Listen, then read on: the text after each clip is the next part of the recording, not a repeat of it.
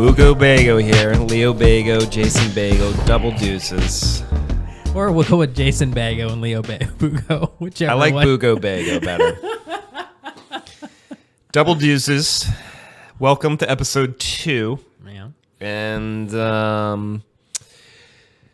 Roger Federer's career is over.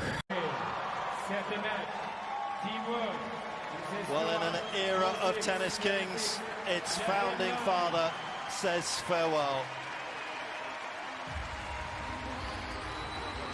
Team World win the point as we say goodbye to Roger Federer, the finest we've ever seen.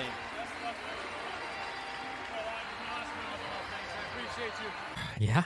It just ended minutes ago. He announced his retirement right after the U.S. Open final. Yeah. Right? And said that Laver Cup would be his last tour match. Yep. Yeah. And we watched it. It was a doubles match with Rafael Nadal as his partner. Team Europe. Team Europe. It's Team Europe versus the rest of the world. It's called the Yeah. Laver Cup. Yeah. They're trying to do it similar to golf. Golf has the Ryder Cup, which is Europe versus USA, and then USA versus the world other than Europe. It's called the President's Cup, which is actually going on right now. So it's sort of like some parallel there. That's how they got the idea. Okay. Anyway, his career's over. Yep. So, like, what are your thoughts on Fed? Do you call him Roger, Fed? Like, what do you? I like Fed because it's like the Feds. I like Fed. I go back and forth between Roger and Fed. Okay, I'm not a Roger. I don't say Roger. But Fed, probably, I'll go. Yeah, Fed's a good one to go with. Yes, let's go with So, Fed. what does he mean to me? I mean, he's an amazing player. He makes tennis look effortless. His the way he moves around the court is amazing. His record speaks for himself. What is his record? I was looking this up a little bit ago, and I'm gonna quote a little. Stat man. I'm gonna quote a little bit of Wikipedia here. So, what is it? 103 ATP singles matches, 20 major singles, 21. Only one surpassed 21 majors was Novak and Djokovic and Rafael Nadal. 28 Masters titles, gold medalist. Started the Laver Cup. You know, he's part owner. That's kind of a huge thing too. So, That's not part of the resume, but you know, it's impressive. But I mean, his career started in '98. Wow, it's 2022. That's when we graduated college. Well, I did, but yeah. You went It's on a been later path with college. It's been like, I mean, his last match win was where was it? 18 months ago. He didn't play singles. No. In 18 months. So it's sort of been expected with the injuries and the age. He's 41. Yeah. He's had knee surgery recently, right? You know, last year? Or was just had surgery, and, you know, this is the comeback, and I'm sure he went through that as a 41-year-old and being on the road for 20 whatever years. It's kind of, I mean, it's not surprising that he announced a retirement, But it's still weird, right? Because he's been around so long, such a, like, I remember legend. Was it 20? What year did he do really well in 17. Australian Open? 2017. Yeah. Him and Nadal. Yeah, that was an epic match. Yeah. Yeah. I thought he was on a downtrend then, and here we are, like 2022, talking about him. Surprised that he retired. Well, we're both one-handed backhands, so Yeah. that's part of it. Always got to root for the guys that have one-handed backhands. That's a small club these days. Yeah, I guess. Used to be a bigger club back in the day. Sissipas has it, but yeah. But there isn't a lot. I mean, you could probably name Federer, Shapovalov. I could probably saying that wrong. Tsitsipas. Stan. Wawrinka, but he's kind of on trying to come back after injury. Yeah, I think he's in the finals of some tournament going on now. Yeah, he beat Medvedev today too. Okay, yeah. so that's impressive. And who else is trying to make a comeback after injury? Dominic Thiem. He's another one-hitter. Yes, he's got to get one. But not a lot. Most of them are two-handers now these days. Yeah, Roger had that slice. That was like his thing. I don't know. So my experience with Roger I said we were going to say We've Fed. had a few and beers. then, Okay, we've had a few beers. I said we were going to say Fed, and then I start calling him Roger. I hate when people say Roger. Fed. I saw the finals of the Miami Open with Fed versus Rafa, and that was I think it was 2017. Like that was the year where he came back and was winning, like beating him. Like we'll have to show the stats, but Rafa did dominate him for a long time, and then like for the last 3 or 4 years, he's played better against him. Yeah. Made some adjustments. Anyway. It was pretty amazing. He just was just a rock. I mean, whatever. He's not dead, but I mean, his career, like he just took tennis to another level. It's similar to Tiger Woods as far as the money, the sponsorships, the attention, love. It'd be hard pressed to find someone who doesn't know the name Roger Federer, and that's that tennis guy, right? Yeah. You know? I mean, being number one has a burden. He would do like all these interviews in English, French, German, Swiss German. It's crazy. Like he just embraced everything about it. And a lot of people just couldn't handle that pressure and that constant attention, but he just soaked it up. And like he had a good support staff. He married a former tennis player. Yeah. And she supported him as a manager, obviously as a wife, and as a mother of his children. Well, so like all that, and then it's nice when you have your own jet and all that stuff. 3 nannies. He had 4 kids. He still was playing. It's ridiculous to have that many kids and still playing at the pro level and traveling all over the place. Yeah. But again, like you said, having a wife that was a former WTA pro, right? Really, like she probably understood. Right? Yeah, he had a lot of just great timing and coaching and good decision making. His parents, the people that were around him, like they did everything classy. Like if you think about him, I just think of just like class. Like everything, he always says the right thing, does the right thing. Yeah. Makes people feel good. Like he knows that like everyone's like excited around him, and he's just that at ease with himself. And I think that's why everyone loves him. And we were talking about this. Even the winning helps too, but the winning helps a lot. But we were talking about this. Even like we were talking about how Andy Roddick probably would have won more majors if Rogers wasn't around. But even at that level, you never saw Andy Roddick think, "I really hate this guy." No, right? I think he changed that too. He's too nice of a guy to hate, even though he's kicking my butt at every major and blocking me from winning more than just, I don't know how many Grand Slams he's won. Just the U.S. Open, or did he win more? Who? Roddick. I think that was it. I think that's it. Because Roger came up and just like, no, it's time for the Swiss. Yeah. Yeah. I think that changed a lot too. He was saying like in an interview, I think it was during this Laver Cup thing that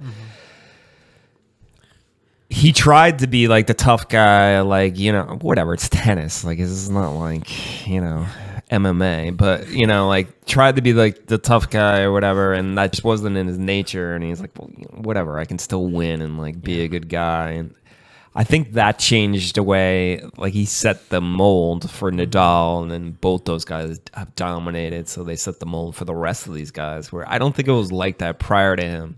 I think that's another thing that he brought to the sport. But, like Serena is my favorite player, and she's probably, a lot of Americans' favorite players. But Roger, Fed is just so worldwide, like an international, favorite.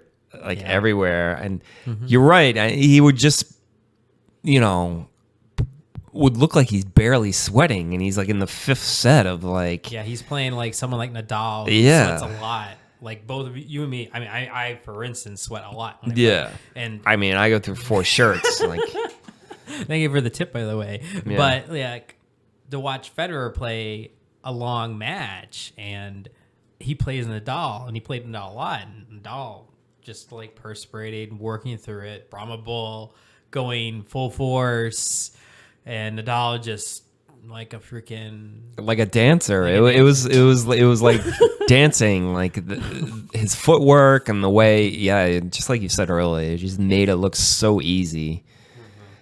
And for such a long time at such a high level, and I think all those things combined, being such a great guy and a winner, and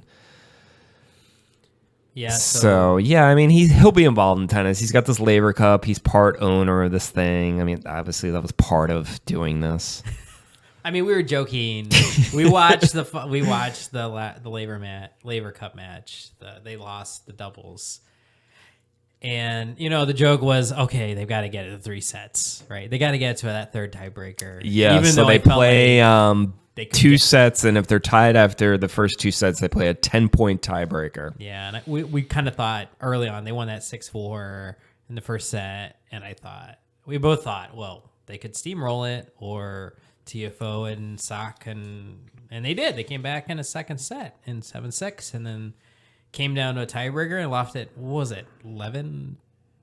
I think it was 10-8. 10-8, something like that. Yeah. So it was close, still down to the wire. So yeah, I think doubles is like that a lot, but I mean Jack Sock just stepped it up, right? Yeah. He was just hitting some amazing shots. And we were talking about him because we both saw him play in Sarasota, where we live at the tournament, and he looked horrible, and he gave up. Yeah, he was playing Dennis Kudla. But I guess doubles, it's a different thing, or whatever. Or maybe we saw him on a bad night. But yeah, we were saying earlier when we were watching the Laver Cup that anyone who could step into one of the Bryan brothers' shoes and keep going and winning. He's got to be a really great doubles player, right? So he's probably the best in the world. Yeah. Or whatever, top 5. And they said that. Yeah. One of the commentators said one of the best doubles players here. And I don't disagree. He's amazing on there with those shots he digs out. And he won the match. It was a good match. It was a good match. Yeah. Nothing wrong with that. I mean, yes, Federer didn't win his last tour match, but as they were calling it tour match, even though I don't know how that works out, but whatever. I think I think there are ATP points with this tournament. We're not great at the technicalities there. We're kind of casual fans, but whatever. Yeah, we have lives. We can't watch every single. Yeah, I mean, we're more than casual, but we're not journalists, obviously. Well, maybe at the we're end of fans. this podcast we will be. And anyway. No, not at all. No. We have other things going on. But no, it was fun. It was fun to watch. Yeah, we watched it. Laver Cup. We saw a little bit of the Andy Murray. De Minaur, yeah. Yeah, the Australian over there. He won that. Right. Australian won that. It was pretty close. 10-8, same score. Yeah, and then it was the second match was Schwartzman against Tsitsipas. And Tsitsipas just took him out 1-2. Just rolled them, right? 1-2, and then Sock and Casper Ruud are U.S. Open finalists. Yeah, that was pretty close, but Ruud took it out. Yeah, 2 sets in a tiebreak, or 1 in a tiebreak. Yeah, so the Laver Cup's fairly new, and it's getting all this attention because Roger Federer's retiring, and it's his tournament. Mm-hmm. But it's cool. I think they're trying to make it. It's not an exhibition though. I think all this counts. So like it's kind of an exhibition, but kind of counts. I don't know. They're trying to model it after how the golf goes. Yeah. But it's a fun event. They market it well. Yeah, I like how they have like the whole guys sitting there, the whole team, and you can hear because like Murray was playing his match earlier, and Djokovic was giving him advice on playing De Minaur. Oh yeah, that's right. Yeah. Like Murray was kind of down in that first set. He had Fed and Nadal like coaching him there. And then like, Bjorn Borg's like, all right, Djokovic, did my check cash or? Did we get the wire? Okay. Nah, he's a legend. I don't mean to be so. Did we get the No, but yeah, Djokovic was awesome. It was good to see him like coach that's a fun thing, right? It's good. Well, to to hear his point of view. Yeah, like, hey, stop what they're stop thinking. worrying about what the other guy is doing and play your shots well. And that he won that first set. Murray was down in that first set. Yeah. Before then, yeah. But I agree with you. It does feel like there's a level of, all right, I'm not saying there's a script. Yeah. But it does feel like there's a professional little bit of a wrestling. script. Yeah. Professional wrestling. There's a little bit Kinda. Wait, there's a word for this. I can't think of it. I'll put it in the graphic somewhere later on. But there's a word for this. A wrestling word or like a... There's a word that means like this whole, like, for wrestling. Oh. To make it seem like it's real, but it's not. And I can't think of the damn. It starts with a K. Oh, that's going to piss me off. Work. I thought they say work, right? No, work, it means like whatever, like the script. Anyway, I don't think it's scripted. Obviously, like they would have let them win if Yeah, it's not. I don't feel like it really is, but there's a level of it you feel like maybe they're not as serious about it because whatever, they're getting paid guaranteed to be there. It's a different deal. Like professional tennis is generally a single lonesome sport, other than your crew, your coach, your trainer. Right. It's you. They say team, but that's whatever. Yeah, your team. The but team then, isn't hitting backhands. Yeah, you can't coach. Is it illegal to coach your player? No, they changed it. Now you can. can. They did? Oh yeah, you were telling me about this. Yeah. Right. So what level of coaching can they do? They can do any coaching, but whatever. The guy has to be on your side. Like they don't want him screaming over when he's on the other side. Huh. Before you couldn't even acknowledge him. Because that was a big brouhaha when Serena and what was it, Patrick? Yeah. I can't think of his last name. Yeah, that was a thing. Yeah. M. Yes. 4 years later, that's what happens. Anyway. Patrick. Anyway, so... Yeah, so that was fun. So, yeah, Fed, it's over. It's sad. over. You had his bag, right?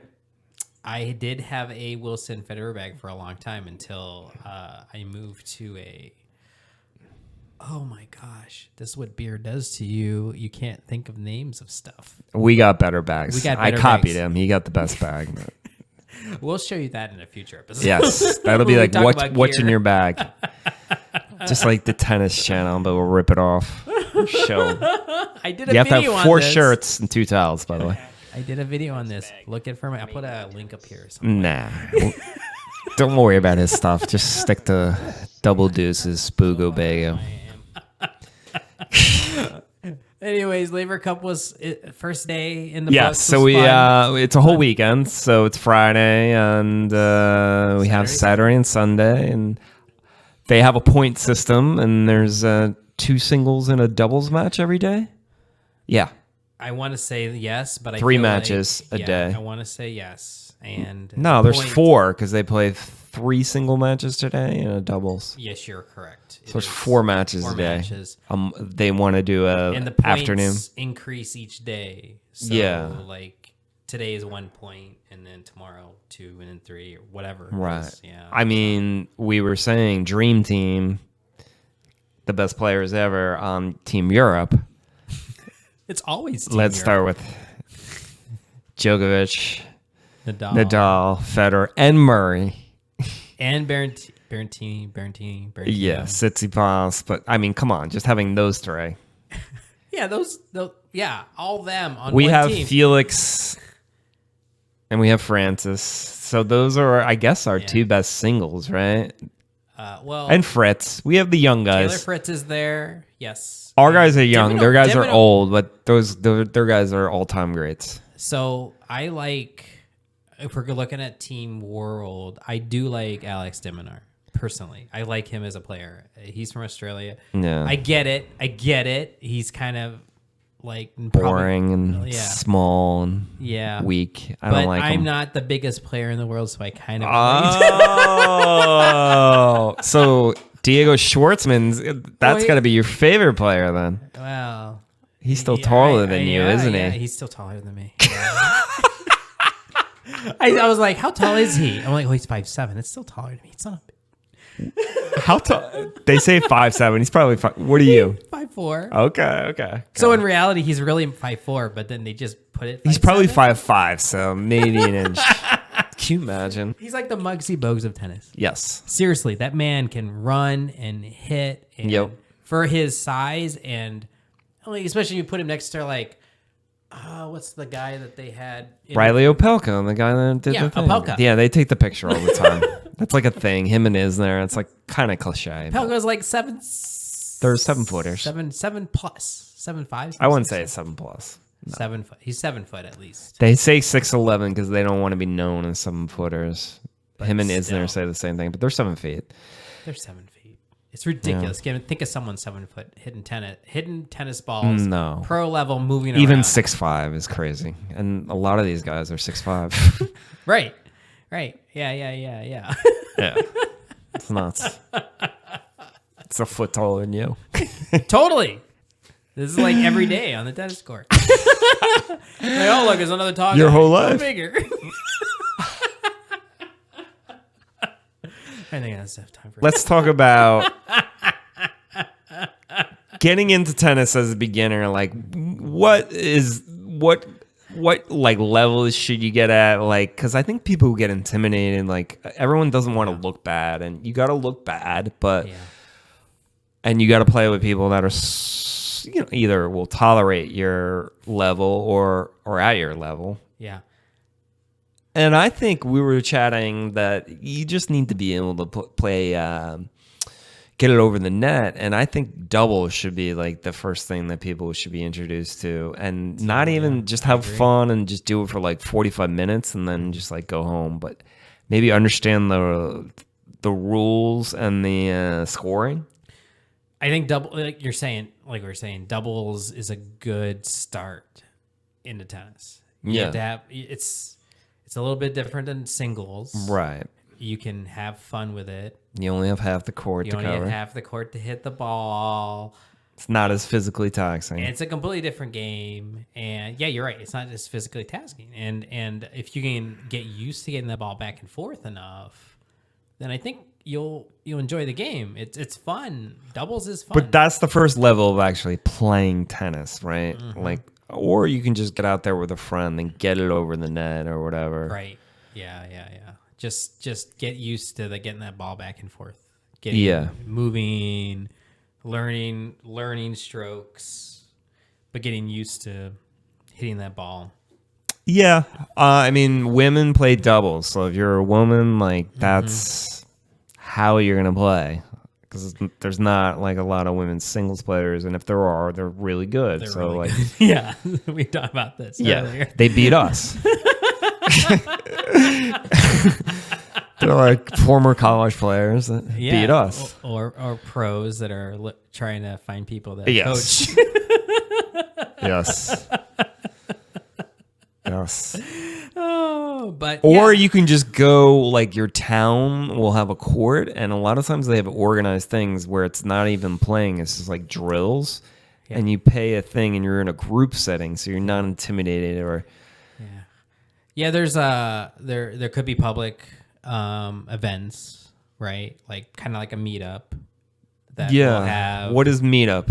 All right, so if you don't know what Meetup is, go to Meetup. I think it's meetup.com. Yeah. I'll put a link or something on the screen. But look up Meetup. Look up tennis. Just look up tennis on Meetup, or even you'll find a bunch of different. You're not giving a good ones. explanation of what it is, though. All right, Meetup is a mechanism in which you can find other people based on interest. Yes. Right, and there's tons of different interests, whether Whatever it's you're interested in. socializing, volleyball, tennis, for instance, or just going out to meet people to drink, or go to restaurants. Meetup is a pretty broad thing. So I think we've both done this before. That's how I met all my friends in Miami. Shout out. And I met... New to Miami in your 20s and 30s. I was late 30s. I was pushing it there. But I was still in the 30s. I also 39. But joined a meetup in Chicago when I lived there for tennis, and I met some great people there. Yeah. So that was great. The ranges of skill can be low to high, and don't get intimidated. Just get out there and hit. Even if there's some better players, for the most part, people are just trying to get together And don't expect to be good either, because it's hard. It's not something you just like get out there and you're good. It's like a skill you need to repetition. And tennis can be harder than it looks, but you can learn fairly quickly. Yeah. If you just get out there and play. Just get out there and hit. The learning curve's quick, and yeah. It's fun. You meet a lot of good people, yeah. good exercise. Mm-hmm. So there's meetups. Yes, there's meetups. There's public events. There's if you join a club. Public events means the drills, like, right? Is that what you mean? There's no public, like. Well, they have like, like clubs have socials. They call them socials. No, we're talking about people that are not in a club. Well, there's drills. And be drills. Yeah, we can spoiler, but yeah. There's socials. Find someone that like actually knows how to play, and then like ask them about the rules and all that stuff. If you don't have a friend like that, maybe just go on YouTube. Everything's on YouTube. Literally, you could probably get like lessons on it, but you can't just watch a video and then just go out there and play. Maybe if you watch a lot of videos, you can get it. You're still not gonna. You gotta go and do it. I can watch many videos as I can on like whatever, kiteboarding. I can't just go out there and like rip it. But yes, you're it's right. Not as hard. You can watch some videos to get an idea of what like mechanics, but you really do have to get out there. You have to get out there and meet some people. And then the friends. racket, the equipment, I think like Costco and even like a Walmart and stuff, like the cheap stuff is like actually decent. I mean, it's not, we're not going to be snobby here and get into maybe another episode with the strings and the type of the racket. But when you're a beginner, like the new rackets are, I don't know if you ever looked at them. I always do when I'm in Walmart and Target and all those spaces. Yeah. It's decent. Yeah. I think they're under. They're cheap. They're under $100, right? They're inexpensive. Because like the ones we buy are $200 to $250. Yes, you can, just like any sport, if you really get involved in, you can spend a lot of money on. But initially, and you can get a used one on eBay. That's probably the way to go. Or like there's a Play Against Because Sports. people are always like, it's similar to golf where they want the new technology and stuff. So eBay. On the racket. Facebook Market? Yes. That's a good one, too? Yeah. You're not going to know what you're buying, but I don't know. Maybe just go.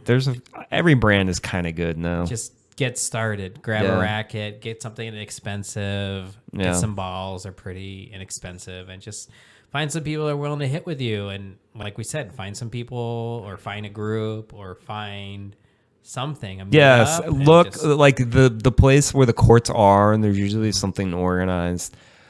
Some places you can just show up and play, but in the beginning, when I would just try to go with someone that that plays, or if not, maybe look into these meetups and the drills, and don't be afraid to be bad or embarrassed. It's part of everything. You'll get it done. You'll meet good people and have fun.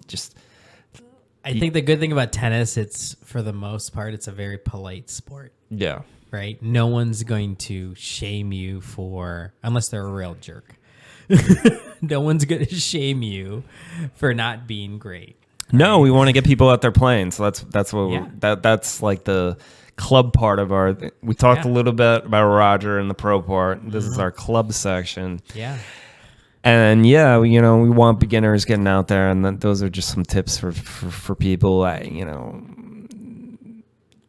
Get someone that maybe knows how to play a little bit, and then just get out there and just get it over the net a few times, and that's it. Like 45 minutes of stuff, and then you're done. And like, oh yeah, that was fun. Just try it again. But I did this. Anyway, the courts are free. Like at most places, you gotta check Google Maps, but they're in random places, and they're not on Google Maps all the time either. So you'll find them though. Usually a public park has it. Yeah, they're out there. There's courts out there everywhere. I mean, it's just finding where those gathering places are. And they're usually at the courts. Yeah. All right, so that's episode 2. Yep. Boogle Bagel, Double Deuces. We'll see you later. Goodbye, Roger. Goodbye, Roger. Thanks for watching.